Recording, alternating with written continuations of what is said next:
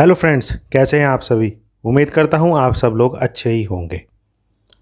आजकल एक शब्द ईटिंग डिसऑर्डर बहुत ही ज़्यादा सुनने में आ रहा है कि कोई व्यक्ति सही से खाना नहीं खाता या बहुत ज़्यादा खाना खाता है तो इस तरीके से बोलते हैं कि इसको खाने का तरीका या सामान्य रूप से खाने का तरीका इस व्यक्ति का सही नहीं है। तो आज का वीडियो हमारा इसी टॉपिक पर होने जा रहा है, जो कि टॉपिक है ईटिंग डिसऑर्डर। ईटिंग डिसऑर्डर को हिंदी में भोजन विकार भी कहते हैं। ईटिंग डिसऑर्डर एक ऐसी चीज़ है जो एक व्यक्ति के शरीर और मानसिक स्वास्थ्य को बुरी तरीके से प्रभावित कर सकता है।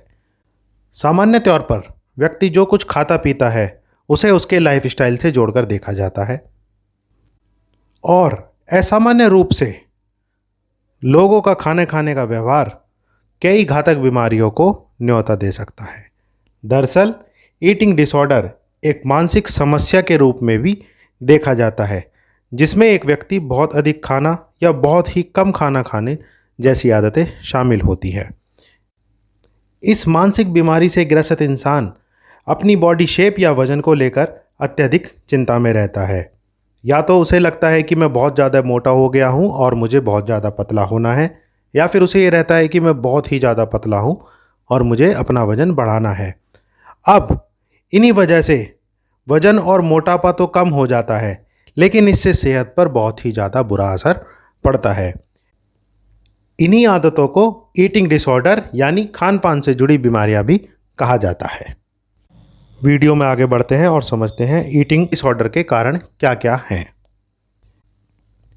ईटिंग डिसऑर्डर होने की सबसे बड़ी वजह मानसिक और सामाजिक होती है, जिसमें तनाव, डिप्रेशन, अकेलापन, इमोशनल घटना कुछ ऐसी ही वजह होती हैं जो ईटिंग डिसऑर्डर का कारण बनती हैं। कई बार लोग अपने मोटापे से इतना ज़्यादा परेशान रहते हैं कि वो इसे कम करने के लिए बिल्कुल ही खाना खाना छोड़ देते हैं। इसी कारण लोग ईटिंग डिसऑर्डर से ग्रसित हो जाते हैं। इसके अलावा कई बार यह बीमारी बायोलॉजिकल भी हो सकती है। शरीर में कुछ एंजाइम होते हैं जिनमें असंतुलन पैदा होने से मन में डिप्रेशन आ जाता है, या फिर बहुत ज़्यादा व्यायाम करने या ज़्यादा डाइटिंग के कारण भी एनोरेक्सिया के शिकार हो जाते हैं, जो कि ईटिंग डिसऑर्डर का एक प्रकार है। कई बार ईटिंग डिसऑर्डर की समस्या आनुवंशिक कारणों से भी होती है। वीडियो में आगे बढ़ते हैं और समझते हैं बच्चों में ईटिंग डिसऑर्डर या भोजन विकार क्या है। अगर कोई बच्चा ठीक मात्रा में खाना नहीं खा रहा है तो वह बढ़ती उम्र के साथ बहुत सी परेशानियों से घिर सकता है। ठीक से ना खाना खाने से बच्चे को अपनी हाइट से समझौता करना पड़ सकता है।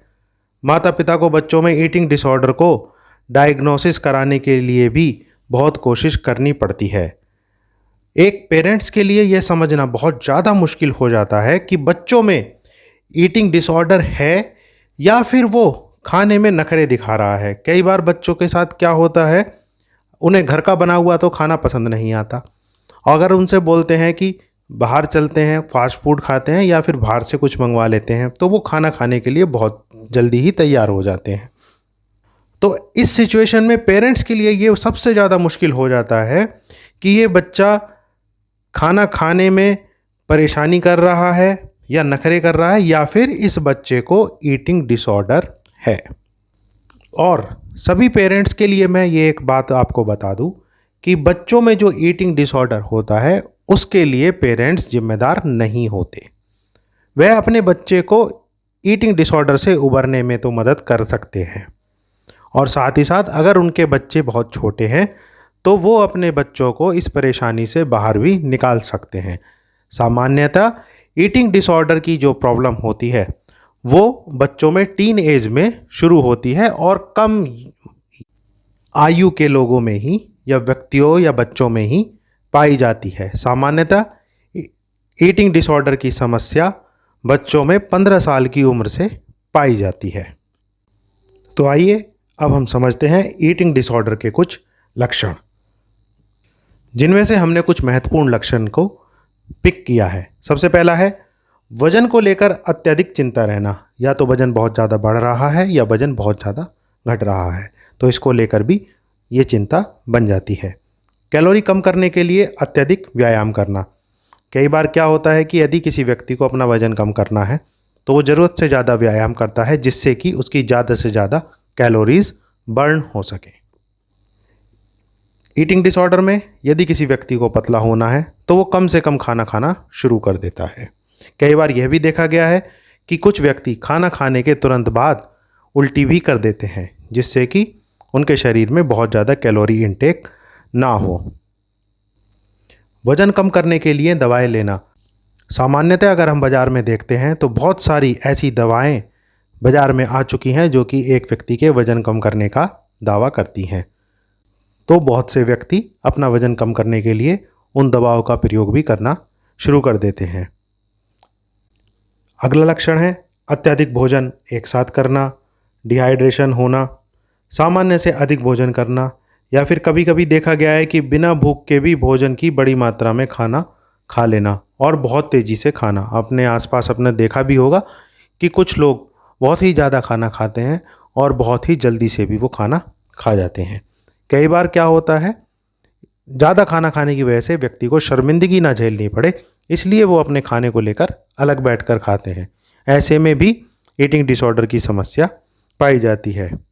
कई बार आपने देखा होगा एक लक्षण ऐसा भी है जिसमें व्यक्ति लगातार खाना खाता रहता है कि जब तक कि उसको असुविधा ना हो जाए या फिर उसको उल्टी आनी ना शुरू हो जाए। तो यह भी एक ईटिंग डिसऑर्डर का ही लक्षण है। साथ ही साथ कुछ व्यक्ति बार बार डाइटिंग करते रहते हैं, तो बार बार डाइटिंग करना भी ईटिंग डिसऑर्डर के एक लक्षण में से है। वीडियो में आगे बढ़ते हैं और समझते हैं ईटिंग डिसऑर्डर के इलाज का तरीका। ईटिंग डिसऑर्डर का इलाज मनोवैज्ञानिक या काउंसलिंग की मदद से किया जा सकता है। एनोरेक्सिया के मरीजों को विभिन्न प्रकार की साइकोथेरेपी भी दी जाती है, जिसमें मरीज के दिमाग से ज़्यादा वजन होने का वहम निकाला जाता है। ईटिंग डिसऑर्डर के साथ साइकोलॉजिकल कारणों का भी पता लगाया जाता है और अच्छे परिणामों के लिए साइकोथेरेपी के साथ साथ मेडिकेशन के जरिए भी ईटिंग डिसऑर्डर का इलाज किया जा सकता है।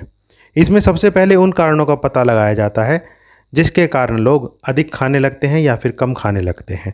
उसके बाद उनकी काउंसलिंग की जाती है। साथ ही साथ उन लोगों को एक डाइट चार्ट दिया जाता है जो उनको स्ट्रिक्टली फॉलो करना होता है। अगर कोई भी व्यक्ति ईटिंग डिसऑर्डर की समस्या से जूझ रहा है तो उसे एक स्पेशलिस्ट या फिर डॉक्टर से सलाह अवश्य ले लेनी चाहिए।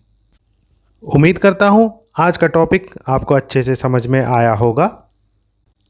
अगर आपको लगता है कि हमारा वीडियो किसी की मदद कर सकता है तो हमारा वीडियो आप उन लोगों तक ज़रूर पहुँचाएँ। साथ ही साथ जो इस चैनल पर पहली बार आ रहे हैं वो हमारे चैनल को सब्सक्राइब करें और नोटिफिकेशन के लिए बेल आइकन भी दबा दें, जिससे कि आप कोई भी वीडियो हमारी मिस ना कर सकें। बाकी हमने बहुत सारे टॉपिक अपनी वीडियो में कवर किए हुए हैं जिनके लिए प्लेलिस्ट पर आप जाकर देख सकते हैं। वीडियो को पूरा देखने के लिए और हमारे साथ जुड़े रहने के लिए आप सभी का बहुत बहुत धन्यवाद। जल्दी ही मिलते हैं एक नए टॉपिक के साथ और एक नई वीडियो के साथ। Thank you so much.